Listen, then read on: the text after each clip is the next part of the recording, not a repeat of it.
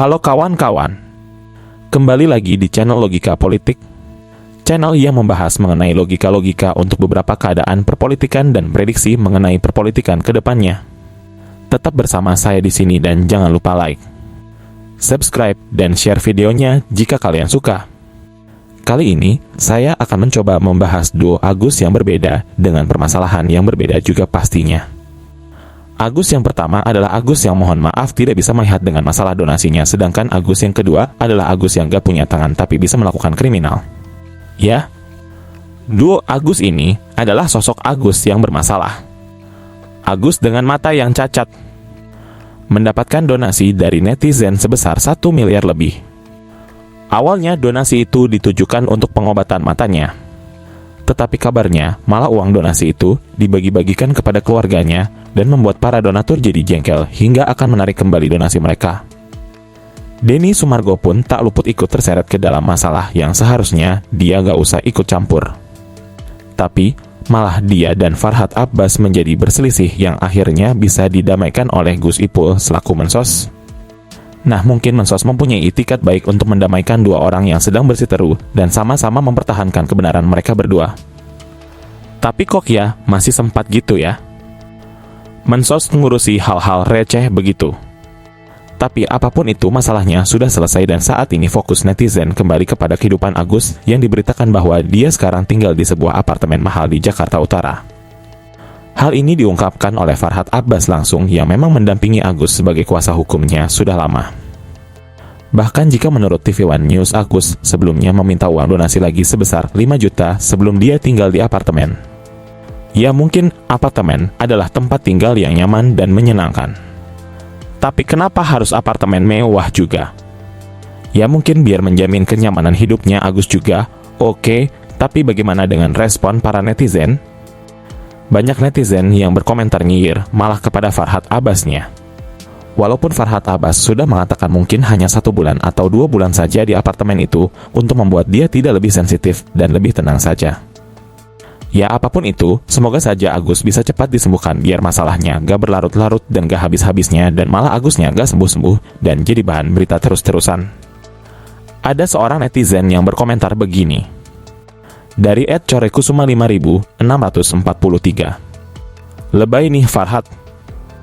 Seorang wanita saya pun pasti tersinggung atas ucapan Alvin Lim karena itu adalah harga diri. Dan saya setuju Alvin Lim dilaporkan. Alvin Lim bela Agus boleh saja, tapi fokus pada donasi. Gak perlu masalah pribadi di bawah 2. Pengacara apa itu Agusnya juga bertingkah. Malah yang jadi fokusnya bukan ke Agusnya, kenapa malah jadi fokusnya ke Farhad Abbasnya? Padahal seharusnya Agus sudah mulai diobati dan fokus saja kepada proses pengobatan Agus saja, jangan malah fokusnya ke yang lain, makin tenar dong Farhadnya. Hehe. Masalah Agus Salim ini terkesan sengaja dilama-lamain. Padahal dana dari donatur sudah ready. Ingat ya, fokus donasi itu buat pengobatan, bukan buat yang lainnya. Apa salahnya sih Agusnya diobatin dulu sampai benar-benar sembuh dan ketika masih ada sisa uang donasi, baru bisa dipakai buat yang lain. Mau buat beli apartemen kek, beli rumah kek, beli mobil kek, modal usaha kek, atau yang lain, yang penting fokusnya di pengobatannya Agus dulu. Sudahlah, kita doakan saja semoga Agus cepat sembuh dan Farhad bekerja dengan sebaik mungkin agar masalah ini cepat selesai dan gak berlarut-larut seperti yang saya bilang sebelumnya. Selanjutnya adalah kasus Agus Buntung. Banyak yang bertanya-tanya, mungkin gak sih seorang yang mempunyai kekurangan fisik alias cacat fisik bisa berbuat kriminal?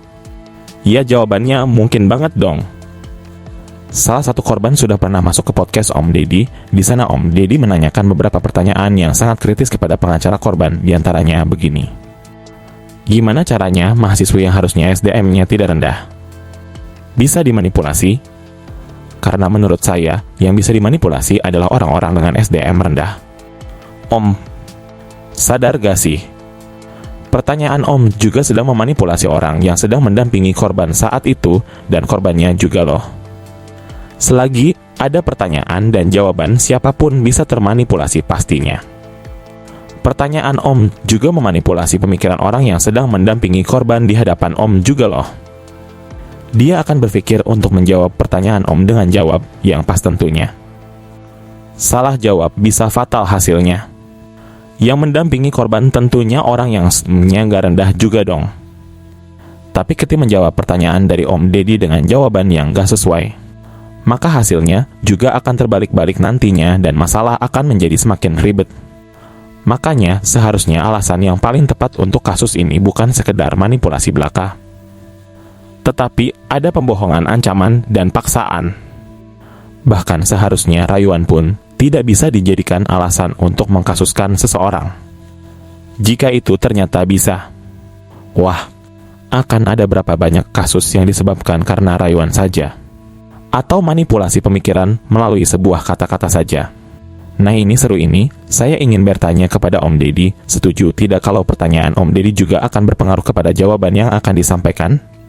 Saya yakin jawabannya pasti berpengaruh. Nah kenapa bisa mempengaruhi jawaban yang akan disampaikan? Ya karena pemikiran orang yang ditanya sudah termanipulasi oleh pertanyaan yang didengarnya. Untungnya pendamping korban menjawab dengan jawaban yang cukup bagus juga saat itu. Kalau nggak ya wassalam pastinya. Hehe. Hebat Om Deddy memang. Kalau tidak teliti bisa jadi salah jawab. Hahaha. Tapi apapun itu semoga saja kasus ini bisa diselesaikan dengan baik.